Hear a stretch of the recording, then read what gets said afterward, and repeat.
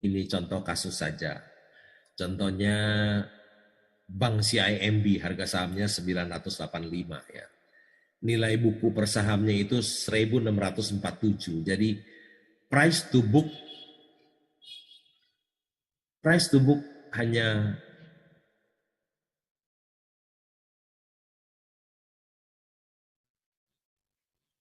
0,6 ya. Besar ya. Asetnya 288 triliun ya. Labanya 2 triliun.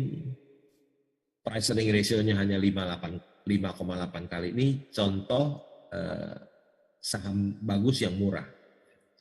Tapi bukan rekomendasi membeli atau menjual. Ini contoh soal saja. Ini contoh perusahaan yang mahal. Namanya Bank Jago. Ya. Asetnya kecil, hanya 10 triliun. Tadi 288 triliun. Membangun perusahaan yang 288 triliun, ini hanya 10 triliun. Ya. Tapi dia punya nilai buku per saham hanya 586 ya. Sedangkan harga sahamnya 15.850, artinya price to book value 27 kali ya. Sedangkan perusahaannya masih rugi 46 miliar. Sedangkan tadi Bank Niaga untung 6 bulan 2 triliun lebih. Ini perusahaannya rugi 46 miliar, tapi harga sahamnya 15.000 yang tadi hanya 985. Ini contoh perusahaan yang mahal.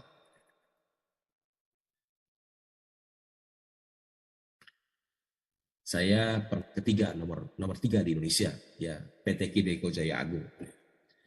Tahun 2016 harga batu bara rendah sekali, tidak seperti sekarang lagi all time high $180 per ton. Ini waktu itu $50 per ton ya, tahun 2016. Harga sahamnya turun ke seratusan. Padahal kalau kita lihat nilai buku per itu masih 600, ekuitasnya itu modalnya masih 667 juta dolar. Kalau kita kali 14, jumlah sahamnya 5,2 miliar lembar. 5,2 miliar lembar kalau kali 100 baru 520 miliar. Kita membeli perusahaan tambang batu bara ini 520 miliar, tapi perusahaan ini masih punya modal 10 triliun. Berarti ini salah harga sekali. Ya. Nilai buku per sahamnya 1.600, harga sahamnya 100. Jadi price to book hanya 0,0, nggak sampai 0,1, 0,06. Murah sekali. Kemudian saya mendapatkan perusahaan yang bagus dan murah. Saya dari Amerika, MBA. Dia dengan tulus mengatakan kepada saya, Pak jangan beli Pak, tambang batu bara masa depan suram Pak. Ya. Untung saya tidak mengikuti nasihat dia. Dia tulus, ya, supaya dia khawatir saya kehilangan uang. Tapi saya bilang, gak apa-apa, beli aja. Saya beli di harga 100-an. Kemudian saya jadi pemegang saham terbesar nomor 4 di Indika Energy.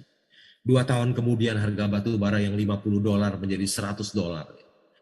Dan harga sahamnya pun naik ya, menjadi 4.500 ya. Saya mendapatkan keuntungan yang sangat besar sekali. Dalam 2 tahun investasi saya naik 4.000% ya. Invest in bad time and sell in good time. And you will get it. Ya. Ini kalimat bisa bikin kita invest in bad time. Berinvestasi di waktu yang tidak baik. Dan jual di waktu yang baik. Dan kamu akan jadi kaya. Waktu situasi tidak baik kita membeli, semua barangnya jadi murah. Ya. Semua orang pada nggak mau. Jadi kita dapat barang murah. Kita bisa dapat Mercy yang dijual harga Avanza. Di dunia nyata tidak ada orang sebodoh itu yang mau menjual Mercy-nya di harga Avanza, tapi di bursa banyak. Ya.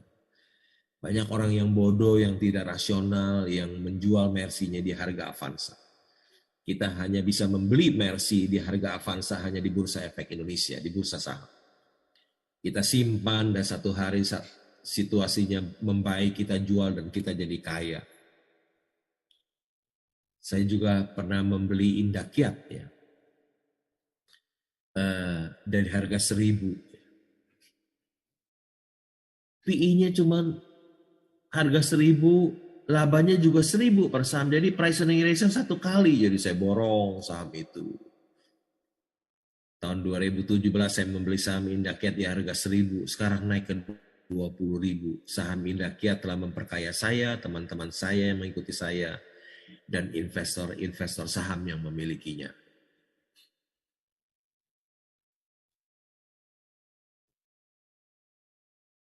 Ini ada seorang koruptor yang bilang, wah, uang korupsi saya kalah banyak. Oh pasti.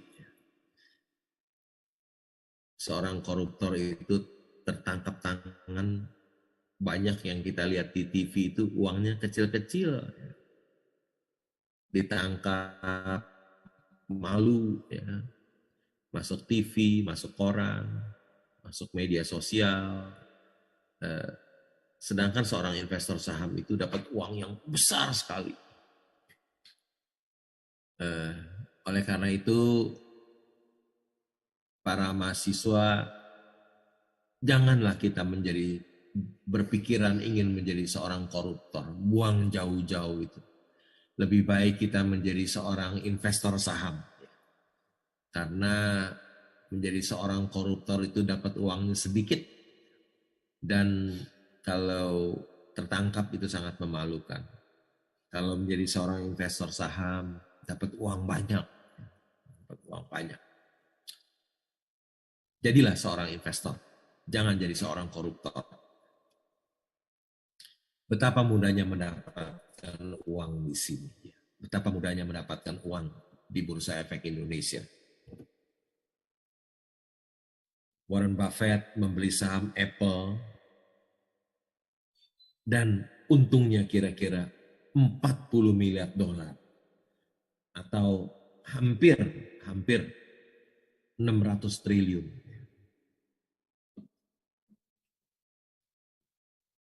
Coba bayangin mau dagang apa ya yang bisa untung 600 triliun.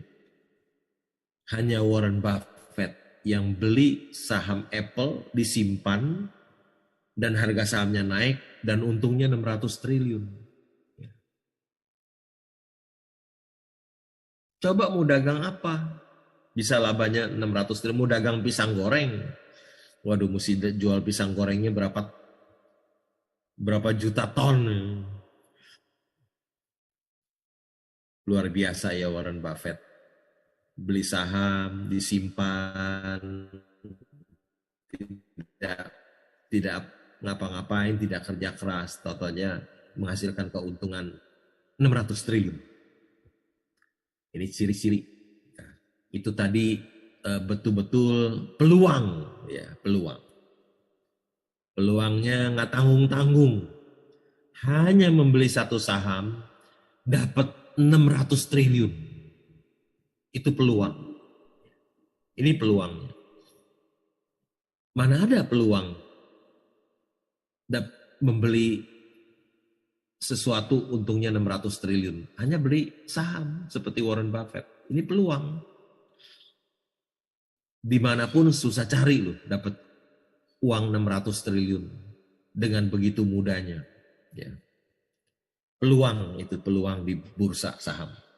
Ciri-ciri investor saham yang hebat. Ciri-ciri investor saham yang hebat.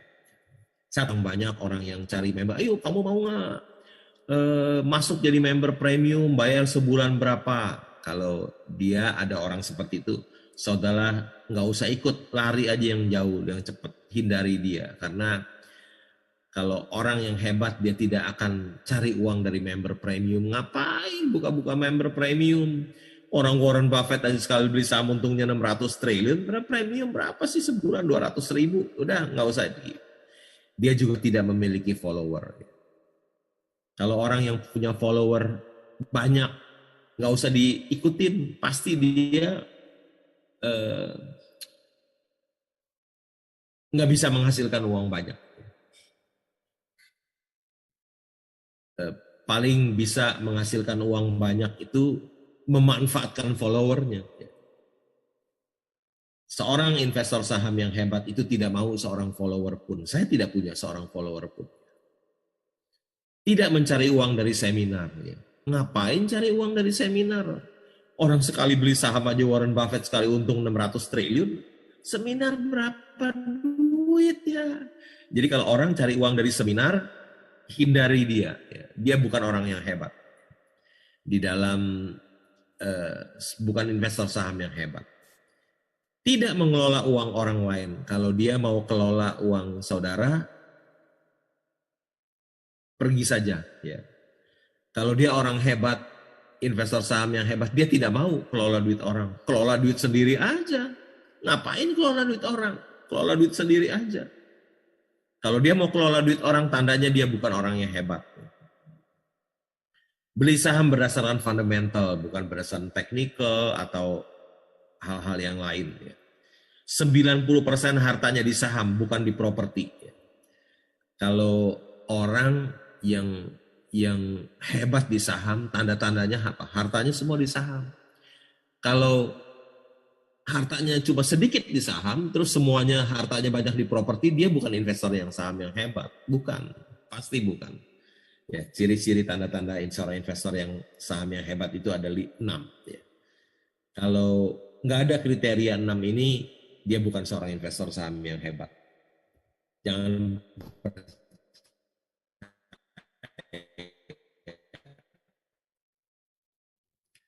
saya pernah mengunjungi Kaltim Primakol, ya, diundang datang. Ini tambang batu bara terbesar, harga batu bara lagi $180 pasti untungnya gede sekali.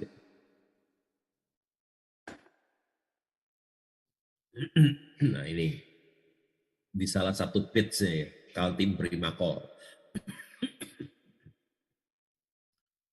Ke sana naik pesawat kecil.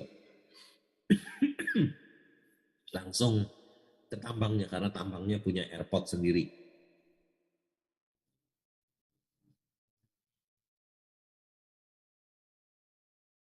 Ada satu strategi investasi dan ini yang karya Washington ia suka tidur. Suatu hari ia tidur di bawah sebuah pohon dan baru bangun 20 tahun kemudian setelah mendusin ia menyadari bahwa segala sesuatu telah berubah. Istrinya yang galak dan para sahabatnya telah meninggal. Ini strategi investasi yang terbaik ya.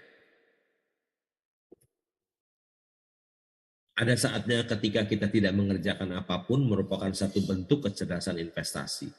Investor yang bijak dapat menghasilkan uang ketika dia tidur. Tidur adalah jalan untuk meraih kekayaan.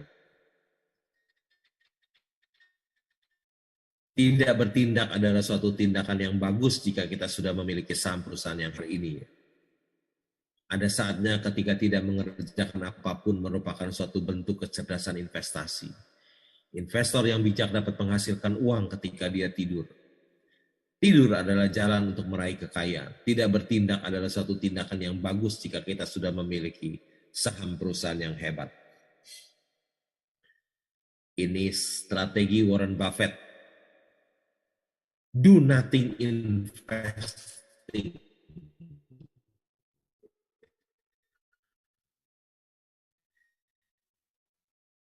Do nothing investing artinya tidak mengerjakan apapun. Tidur aja. Or do nothing investing. Mereka tidak melakukan apapun. Strategi investasi Warren Buffett, tidur itu kaya. Our portfolio show little change. We continue to make more money when snoring than when active. Dikatakan portofolio sahamnya Warren Buffett itu hanya berubah sedikit. A little change. We continue to make more money when snoring than when active. Kita mendapatkan uang lebih banyak ketika ngorok daripada kita sedang aktif. Ya, ini pun adik-adik mahasiswa nggak pernah dengar ini. Warren Buffett itu mendapatkan uang lebih banyak ketika dia ngorok daripada dia bekerja. Kita mempunyai rekening BCA. Tahun 2021 tahun yang lalu IPO BCA 1.400 per saham. Tanggal 31 Mei 2020. Sudah split 3 kali. Ya, jadi 1, jadi 2,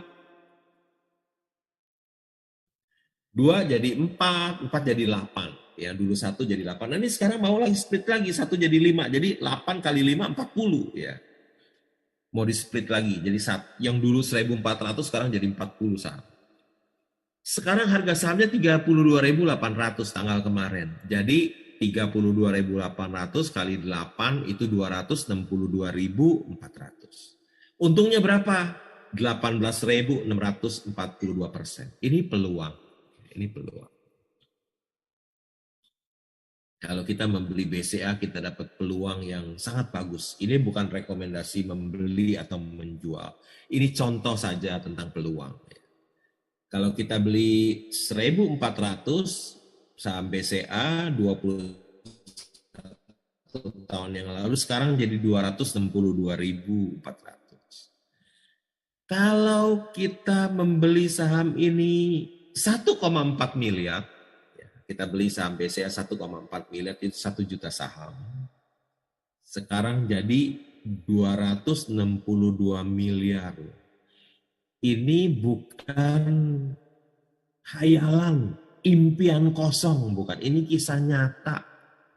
Boleh tanya orang BCA semuanya, benar apa enggak perkataan saya. Beli 1.400 per saham, 21 tahun kemudian jadi 242.400. Kalau kita beli 1 juta saham 1,4 miliar, kita tidur saja, uang kita jadi 262 miliar 400 juta.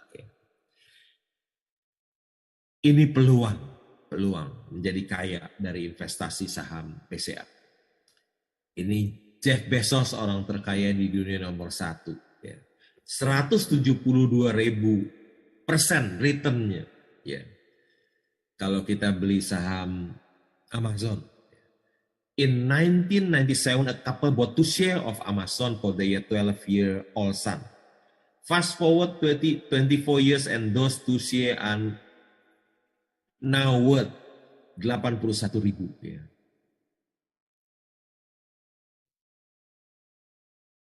Untungnya 172.000%.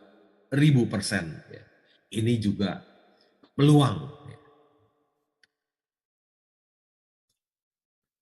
Ini Warren Buffett dan wakilnya, Charlie Munger, mengatakan demikian.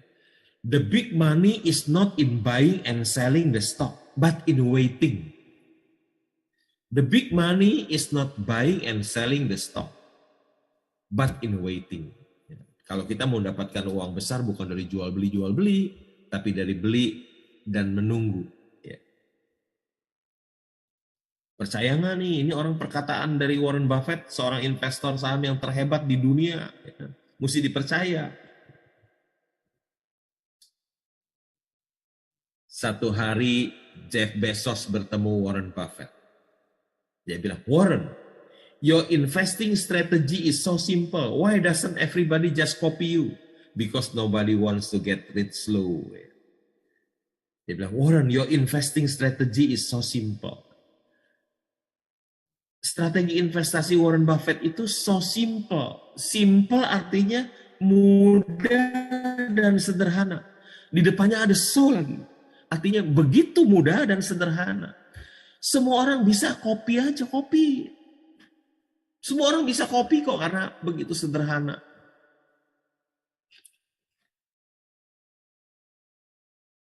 Gampang loh menjadi orang yang kaya di bursa saham itu. Karena strategi investasi sangat sederhana. Beli wonderful company, kemudian tidur. Itu aja.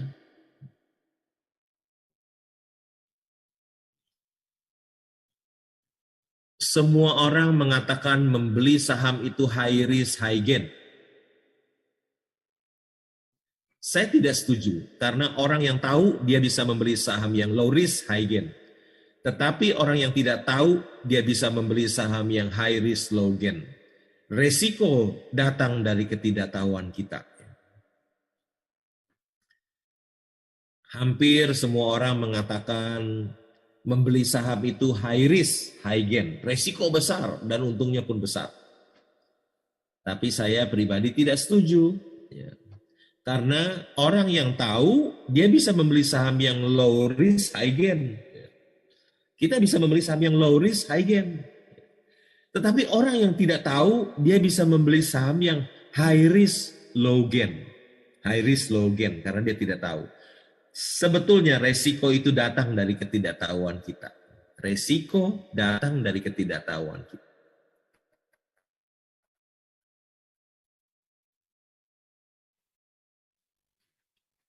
Ini ada Rudi Hartono ya. Kita tahunya sekarang apa? Gracia Poli ya, sama Afriliani. Tapi ini zaman dulu Rudi Hartono ya. Apa rahasia kesuksesan Rudi selain berteknik tinggi dan bermental juara? Rudi selalu siap bertanding dalam waktu yang panjang. Investor saham bisa disamakan dengan atlet, tidak sekedar punya teknik skill yang bagus dalam memilih saham, tapi juga stamina atau staying power. Ya. Saya tidak mempunyai hutang. Kenapa? Saya tidak mau berhutang, karena orang yang berhutang ketika krisis datang seperti pandemi COVID-19 akan mengalami kesulitan dan kebangkrutan. Tetapi orang yang tidak mempunyai hutang akan kuat bertahan. Di dalam analisa saham ada dua pendekatan, technical dan fundamental. Analisa fundamental memperhatikan kondisi kandang dan kesehatan sapinya. Sapi adalah analogi untuk perusahaan dan kondisi kandang adalah kondisi pasar modal. Analisa teknikal hanya memperhatikan pergerakan ekor sapi. Ekor adalah analogi untuk harga saham. Baginya kondisi kandang dan sapinya tidak penting, bahkan mungkin dia tidak peduli apakah sapinya sakit atau lagi bete. Yang penting ekornya bergerak naik turun. Ya.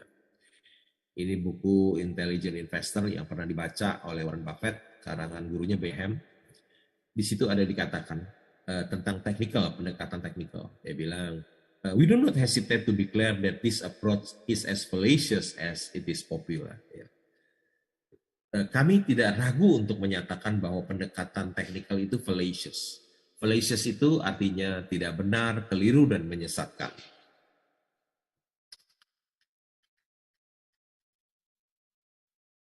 Ini juga Warren Buffett mengatakan, menurut Warren Buffett, analisis yang hanya didasarkan pada grafik, volume, dan pergerakan harga tidak berarti apa-apa. Tidak perlu analisa teknikal. Dia bilang, I realized that technical analysis didn't work. Ya.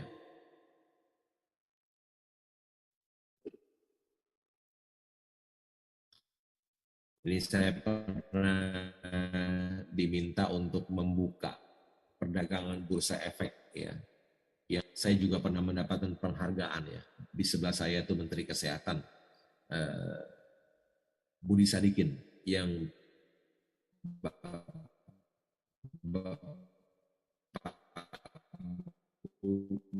Budi Sadikin yang sebelah kanan saya itu orang yang rambutnya gondrong, wakil presiden direktur Indofood dan seterusnya. Setelah sukses berinvestasi saham, Lo Keng Hong menikmati hidup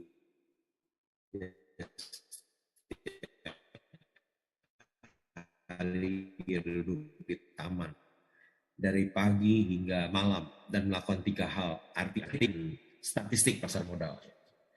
Karena penulis buku itu dan yang gambar tidak pernah ke rumah saya, jadi gambarnya keliru keuangan. Lihat TV, Bloomberg, CNBC, dan lain-lain.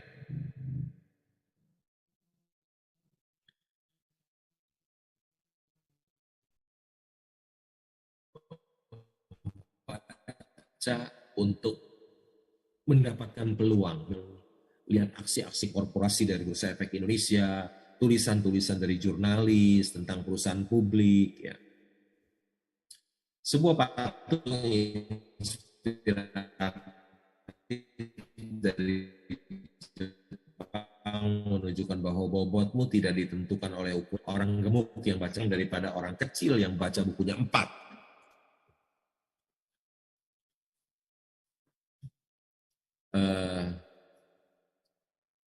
Ada pepatah bahasa Indonesia mengatakan membaca adalah jendela dunia.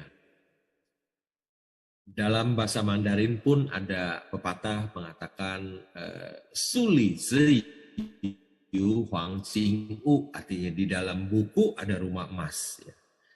Orang yang banyak membaca dia jadi banyak tahu. Orang yang banyak tahu dia dekat dengan kepintaran. Orang yang dekat dengan kepintaran dekat dengan kekayaan. Warren Buffett bilang, you have to read Jillian Corporate Annual Report and their financial statement. Ya. Kamu harus membaca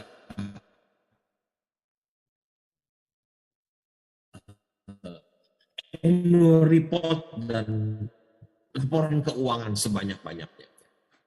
Ini kunci sukses. Saudara ingin mendapatkan peluang, bacalah laporan keuangan dan annual report sebanyak-banyaknya. Untuk mendapatkan peluang, ada di laporan keuangan dan annual report. 100 tahun tapi masih dibutuhkan. Ya. Warren Buffett mengatakan, if you don't find a way to make money while you sleep, you will work until you die. Kalau engkau tidak bisa menghasilkan uang ketika tidur, Anda harus bekerja sampai mati. Dikatakan di sini, ya, ada 5 hal yang saya tidak punya. Saya tidak punya kantor, tidak punya pelanggan satupun, tidak punya karyawan satupun secara langsung, tapi secara tidak langsung banyak, ada ribuan ya dari perusahaan-perusahaan yang saya miliki.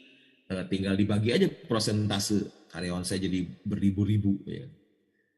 Tapi secara langsung saya tidak punya karyawan seorang pun, tidak punya bos satupun, tidak punya partner satupun, dan tidak punya hutang 1 rupiah pun. Ya. Seorang yang tidak punya bisa menjadi seorang triliuner tanpa kantor, tanpa pelanggan satupun, tanpa karyawan satupun, tanpa bos satupun, tanpa partner satupun, tanpa hutang satupun. Berkat Tuhan itu begitu ajaib buat saya. Saya orang yang tidak punya bisa menjadi seorang triliuner tanpa itu semua. Berkat Tuhan itu begitu besar dalam hidup saya. Punya harta melimpah ada satu hal yang tidak bisa dibeli oleh miliarder ini. Warren Buffett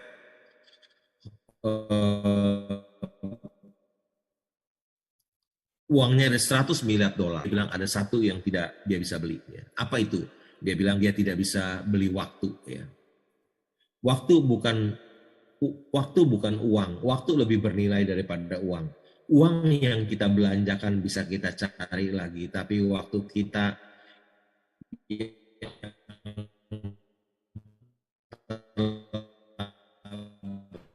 lalu tidak bisa kembali lagi. Di dunia ini ada 4 macam orang. Orang yang pertama, orang yang banyak waktu tapi tidak punya uang. Siapa dia? Dia adalah pengangguran. Yang kedua, orang yang banyak uang tapi tidak punya waktu. Siapa dia? Dia adalah pengusaha dan para eksekutif. Yang ketiga adalah orang yang tidak punya waktu dan tidak punya uang. Siapa dia? Dia adalah karyawan yang gajinya kecil, UMR. Ya. Dia bekerja setiap hari sibuk, habis bulan duitnya habis. Yang keempat adalah orang yang bukan hanya banyak uang, tapi juga dia punya banyak waktu. Siapa dia? Dia adalah seorang sleeping investor, seorang sleeping shareholder. Ya. Dia bisa memiliki keduanya. Berbahagialah seseorang yang bisa memiliki banyak uang dan banyak waktu. Nikmat sekali ya. Ada pepatah yang mengatakan time is money. Itu keliru ya. Harusnya time is more valuable than money. Waktu itu lebih bernilai daripada uang. Berbahagialah seseorang yang bisa bukan hanya mempunyai banyak uang, tapi juga banyak waktu luang. Being rich is having money, being wealthy is having time. Ya, katanya waktu saya dipakai untuk berjalan-jalan keliling dunia saja. Ini saya sampai di Tanjung Harapan, Cape of Good Hope ya, di Afrika bagian paling selatan ya. Ini tempat ini terkenal di buku sejarah atau mungkin geografi ada, kita baca dulu waktu SD ada tempat Tanjung Harapan. Saya pergi ke sana jauh sekali. Afrika paling selatan, ternyata sampai ketemu dengan stick kesukaan dari Warren Buffett, stick goret ya, di tempat biasa Warren Buffett duduk, private room di sana. Saya pernah diundang makan oleh kandidat presiden yang kalah oleh Obama, John McCain, itu istrinya ya, diundang makan malam di Jakarta. Seorang investor saham bisa diundang oleh istri dari seorang kandidat presiden Amerika yang kalah dari Obama, John McCain ya. You will never change your life until you change something you do daily. The secret of your success is found in your daily routine ya. Kunci suksesmu terletak dari apa yang kau lakukan setiap hari ya. Jadilah pelaku pasar modal yang berintegritas dan beretika, maka Anda akan dihormati masyarakat. Ini dia idola saya, investor saham yang sukses dan terhormat, tidak tipu sana sini. Pemerintah menganjurkan agar melakukan study and work from home. Ternyata ini sudah saya lakukan selama 25 tahun. Ini dibuat tahun 2020, sekarang 2021 jadi 25 tahun ya. Orang-orang work from home setahun lebih, udah setengah mati. Saya sudah seperempat abad work from home. Apa sih peluang menjadi investasi di saham? Peluangnya, kalau Anda berinvestasi di saham, Anda berpeluang mendapatkan uang 100 miliar dolar. Itu peluang. Contohnya sudah ada Warren Buffett. Kekayaan Warren Buffett tembus 100 miliar dolar. Kalau Anda mahasiswi UKI bertanya apa peluangnya berinvestasi di saham, peluangnya Anda berpeluang mendapatkan kekayaan 100 miliar dolar. Kalau Warren Buffett bisa mendapatkan 100 miliar dolar, Anda pun bisa. Itu peluang. Anyone who is not investing now is missing a tremendous opportunity. Carlos Slim pernah jadi orang terkaya di dunia. Ya. Dia pernah mengatakan siapapun yang tidak berinvestasi sekarang kehilangan kesempatan yang luar biasa. Ya. Saya pikir waktunya sudah lewat banyak nih. Ya, saya sudah lewat banyak sekali. Saya akhiri presentasi saya sampai di sini. Semoga bisa bermanfaat dan bisa memberikan inspirasi bagi adik-adik mahasiswa semuanya. Sekian, terima kasih. Saya kembalikan kepada Pak Indra Gunawan. Halo, terima kasih sekali. Waduh, saya semakin mendengarkan lama semakin menyesal. Waduh, nggak ngapain dari dulu ngumpulin duit untuk beli saham gitu Pak ya. Tapi saya pikir ini suatu hal yang luar biasa yang kita dengarkan dari Pak Lo. Original, genuine, langsung pengalaman yang begitu dahsyat. Pak Lo, ada beberapa pertanyaan dari para peserta malam hari ini. Mungkin nanti bisa mendapatkan jawaban langsung dari Bapak gitu ya. Ya, silakan Pak. Ya. Dari Pak Yusuf Rombe, dia bilang bahwa mata uang Indonesia, rupiah, adalah salah satu mata uang dalam kategori soft currency, mata uang yang lemah yang mungkin mudah terdampak oleh mata uang yang lain. Tetapi Pak Lo tadi bilang bahwa Pak Lo lebih memilih berinvestasi di Indonesia, bursa saham Indonesia, bukan di bursa saham lain, mungkin misalnya Nasdaq atau New York Stock Exchange atau di mana gitu. Mohon tanggapannya Pak. Itu yang pertama. Kemudian ada salah satu penanya yang menyatakan bahwa mengapa saham Unilever terus turun? Padahal tadi Bapak sampaikan bahwa ini adalah perusahaan yang luar biasa. Mungkin itu dulu Pak Lo, mohon tanggapannya, terima kasih. Ya, saya tadi mata uang yang lemah ya, tapi saya tidak berani pegang dolar, karena biasanya kan tadi saya sudah jelaskan orang yang pegang dolar itu biasanya suka mengharapkan yang buruk yang terjadi. Ya. Kalau sesuatu yang buruk terjadi, tentu rupiah jadi melemah dan dia jadi untung dia pegang dolar. Saya khawatir saya jadi orang seperti itu, jadi mengharapkan yang buruk terus, jadi saya nggak berani pegang dolar. Meskipun saya tahu dolar selalu menguat terhadap rupiah. Saya tidak ada keinginan berinvestasi di luar. Saya hanya mau berinvestasi di Indonesia saja. Saya tidak mau berinvestasi di luar. Ya. Tidak ada keinginan saya berinvestasi, membeli saham di Nasdaq atau di Wall Street, tapi saya hanya berinvestasi di Bursa Efek Indonesia. Ya. Begitu Pak. Terima kasih Pak Lo. Penanya yang lain dari Pak Stephen Misah, Pak. Dia bilang bahwa sekarang ini kan era teknologi. Sehingga kalau kita lihat saham-saham di Bursa Indonesia pun yang berbau teknologi, ini naiknya dahsyat. Kayak Bank Jago, kemudian ada juga sekarang mungkin Bukalapak juga baru rilis. Tanggapan Pak Lo gimana? Apakah ini sesuatu yang buat Pak Lo saham teknologi, ini adalah atau hal-hal yang berbau digital itu suatu hal yang menarik atau seperti apa? Mohon tanggapannya Pak Lo. Terima kasih. Saham teknologi itu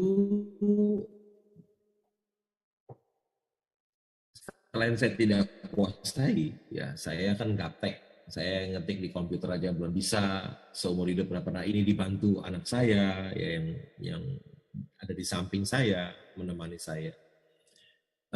Kedua, saham teknologi itu saya lihat valuasinya mahal-mahal sekali. Mahal sekali. Saya tetap lebih senang berinvestasi di all economy, ya. Saham-saham yang tambang batu bara, punya petrosi, coal mining contractor, yang saham-saham yang PE-nya rendah, yang price to book-nya rendah. Saya nggak mungkin tadi beli Bank Jago yang price to book 27 kali, ya nggak mungkin. 27 kali aset 10 triliun, sedangkan ada Bank CIMB price to book hanya 0,6. Tadi 27 kali, ini hanya 0,6. Terus perusahaannya udah untung 2T, Bank Jago rugi, harga sahamnya tadi 15.000, nggak mungkin saya beli. Ya. Saya tetap tidak mau ikut-ikutan. Ya. Orang lain beli, silakan beli. Ya. Tapi saya tidak mau.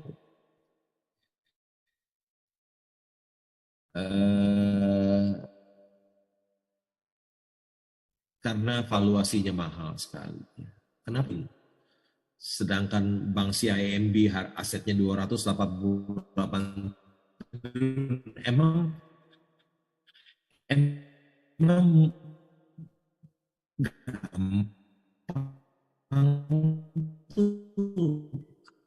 aset bank 10 triliun naik jadi 200, ini Mercy yang dijual harga Avanza. Bukan sebaliknya, Avanza yang dijual harga Mercy. Jadi saya tetap tidak mau sentuh saham teknologi, tapi kalau saudara mau sentuh, orang-orang sentuh silakan saja. Ya. Saya tetap tidak mau investasi yang valuasinya mahal, karena itu sangat beresiko buat saya. Saya selalu adalah orang yang menghindari resiko, cari aman. Saya selalu investasi yang low risk, high gain. Saya tidak high risk, low gain. Tidak mungkin saya membeli saham yang price to book 27 kali. Kalau ada yang bank yang besar hanya 0,6. Demikian jawaban saya, Pak. Gitu Pak Indra. Baik, terima kasih Pak Lu. Menarik sekali ya apa yang disampaikan Pak Lu bahwa tadi ada satu pertanyaan saya lupa jawab. Unilever ya Pak? Iya betul Pak. Oh iya. Unilever lupa saya. Bagus tapi harganya turun. Unilever itu valuasinya perusahaannya sangat bagus kan. Perusahaannya sangat bagus dengan ROE 140%.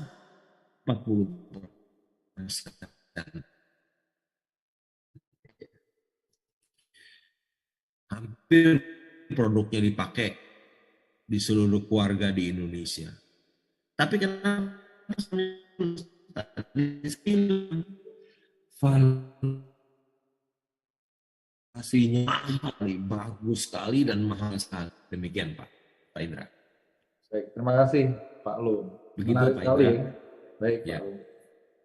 Menurut saya penjelasan Pak Lu sangat menarik bahwa Pak Lu sangat konsisten bahwa pertama di perusahaan yang benar-benar Bapak tahu saja Bapak mau masuk. Tadi walaupun perusahaan teknologi lagi booming begitu Pak ya. Bahkan kalau kita bicara di Nasdaq Stock Exchange gitu ya. Bank, Facebook, Apple, Amazon, Netflix, Google ini punya valuasi sekitar lebih dari 3 triliun US dollar gitu ya, lebih dari 10% dari US stock market. Dan kalau di Indonesia tadi ada beberapa perusahaan teknologi yang mulai ada di pasar, ada Bank Jago dan macam-macam lah itu. Tapi Bapak tetap konsisten bahwa kalau tidak terlalu mengerti industrinya dan perusahaannya mungkin lebih baik stay away begitu Pak. Terima kasih Pak. Ini ada pertanyaan lagi Pak dari Ibu Yunita Permatasari. Mungkin terkait dengan kasus yang lagi hot Pak. Evergrande, Cina, perusahaan konstruksi nomor 2 di Cina yang lagi gagal bayar gitu Pak ya, bangkrut. Ada tanggapan Pak, kira apakah dia bertanya apakah kondisi ini akan bisa mempengaruhi bursa efek Indonesia? Mohon tanggapannya Pak. Apa tadi Pak pertanyaannya Pak? Evergrande perusahaan konstruksi nomor 2 di RRT yang Bisa lagi kolaps gagal bayar nih Pak. Apakah mungkin kondisi di Evergrande itu ya, apakah bisa mungkin mempengaruhi kondisi bursa Indonesia Pak? Mohon tanggapannya Pak.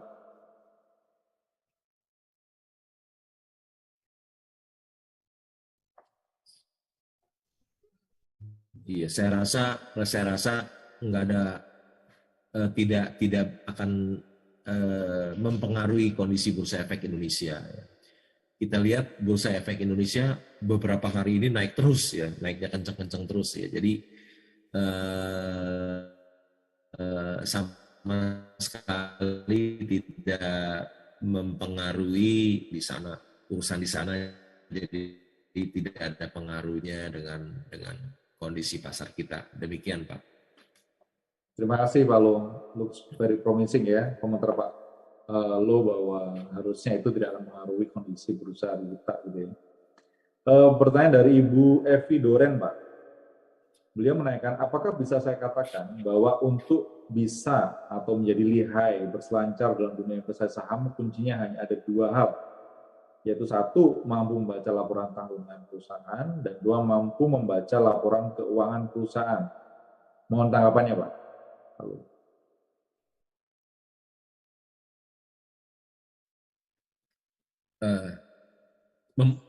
Mampu membaca laporan keuangan itu sangat penting ya, sangat perlu ya. Ya, jadi kita tahu berapa penjualannya, berapa labanya, berapa hutangnya, berapa modalnya, berapa kasnya, berapa profit marginnya, berapa nilai buku per sahamnya, berapa price earning ratio-nya, itu sangat penting sekali dan harus kita bisa membacanya, harus mengetahuinya.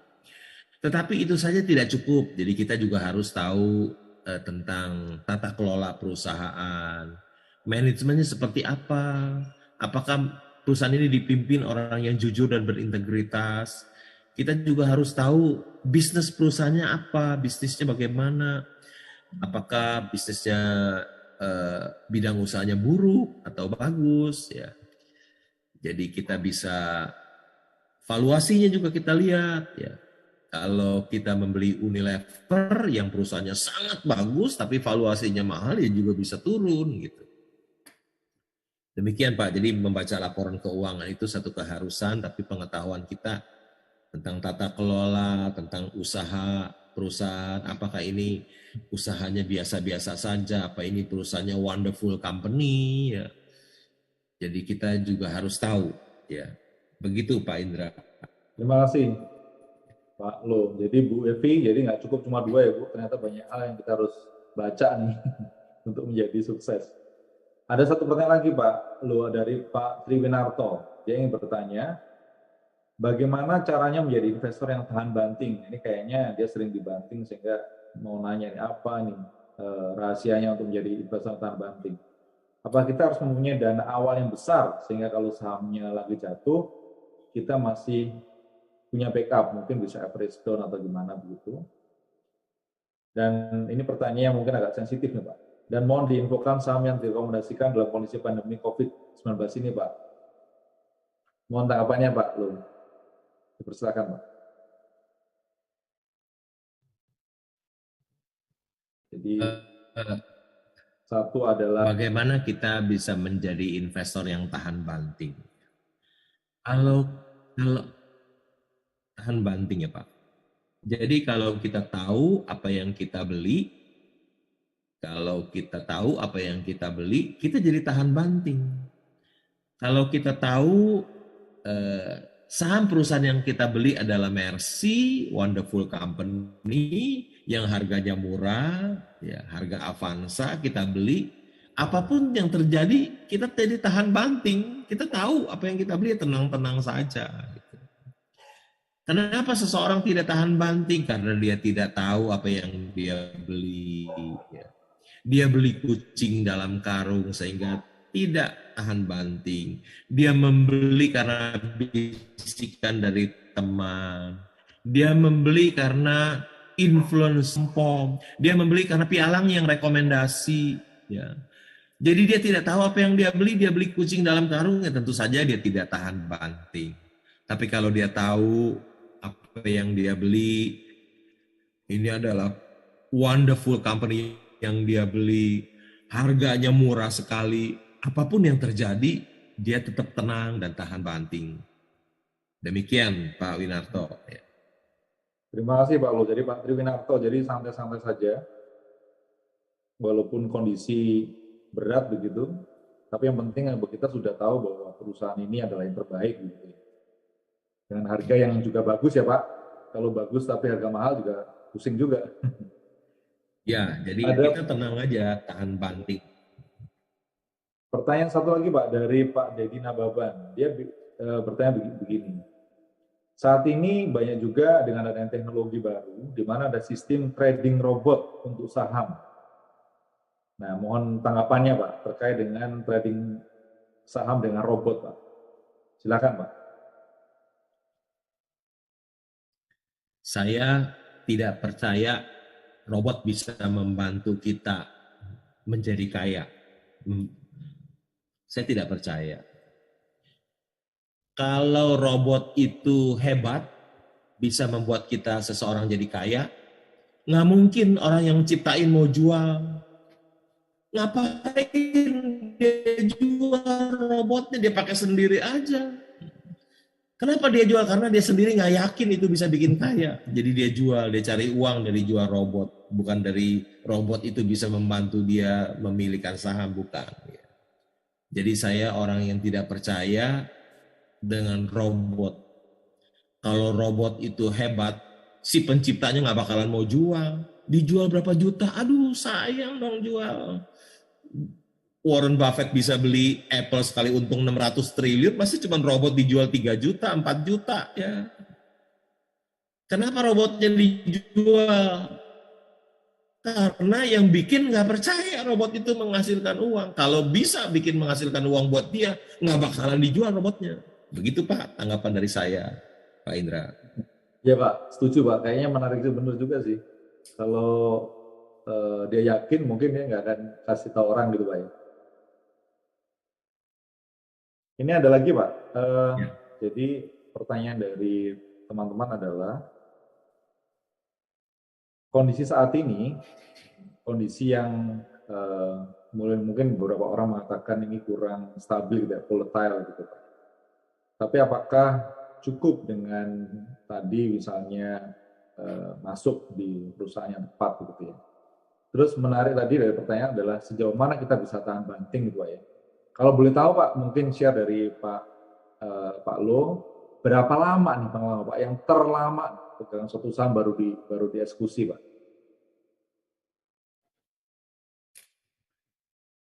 Terlama ya Pak ya. Eh, Saya beli perusahaan Mercy yang dijual harga Avanza. Ya, di dunia nyata pasti nggak ada, adanya hanya di Bursa Efek Indonesia. Kadang lama. Sekarang saya cerita yang cepat dulu. Saya beli Indica Energy tahun 2016. 2 tahun kemudian saham itu dari 100-an jadi 4.500. Saya untung capital gain 4.000% dalam tempo 2 tahun. Saya membeli Indakiat 1.000 dan menjualnya yang tertinggi 20.000 itu hanya 1,5 tahun. 1.900%. Tapi ada saham yang saya beli mungkin dari tahun 2005 sampai sekarang 2021 masih tetap jadi Avanza. Ya. Jadi saya membeli saham itu di 250, sekarang di 700 ribuan, padahal saham itu 700 rupiah lebih ya, 700-an. Saya beli 250 tahun 2005, saya pegang 16 tahun. Saham itu baru jadi 700-an, 16 tahun. Harga sahamnya 700-an, tapi nilai buku sahamnya per saham itu 4.000. Dan perusahaannya untung besar. Saya nggak bisa jual ya. Udah pegang 16 tahun, jadi saya pegang terus saja. Saya nggak takut, karena apa? Harga sahamnya 700-an, nilai buku per sahamnya 4.000. Dan perusahaannya juga untung besar, jadi saya pegang terus. Itu membeli saham yang kurang bagus ya. Perusahaannya bagus tapi harga sahamnya nggak mau naik. Perusahaannya bagus tapi harga sahamnya nggak mau naik.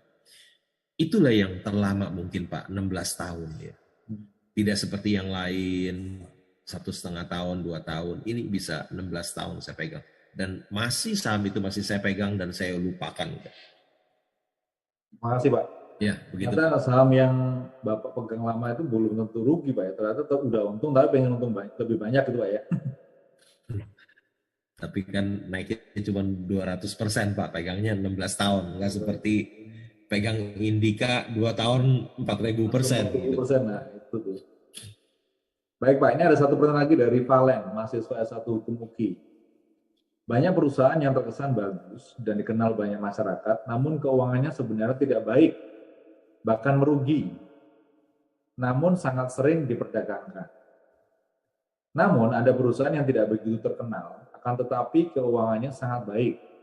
PER dan PBB-nya juga tergolong masih rendah dari tahun ke tahun, akan tetapi harganya stagnan dan bahkan sulit diperdagangkan. Gimana Pak pandangan Pak Lu terkait hal ini?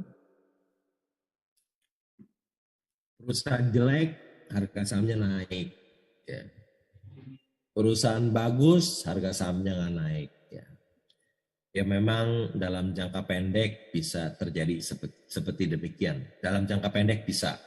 Perusahaan yang rugi, harga sahamnya naik. Perusahaan yang untung, harga sahamnya tidak naik. Dalam jangka pendek bisa terjadi demikian. Tapi dalam jangka panjang bisa saham yang jelek akan kembali, harga sahamnya akan jatuh, dan perusahaan yang labanya besar akan naik. Ya, jadi dalam jangka panjang akan menyesuaikan dengan harga pasarnya. Ya. Perusahaan jelek dalam jangka panjang tetap akan di bawah, perusahaan bagus dalam jangka panjang dia tetap akan di atas. Ya. Dalam sementara jangka pendek bisa terjadi hal yang tidak rasional. Ya. Harga perusahaan rugi tapi naik, perusahaan untung stagnan. Dalam jangka pendek memang bisa terjadi sesuatu yang irasional, tetapi dalam jangka panjang tidak Pak. Demikian Pak Indra. Terima kasih sekali Pak Lu.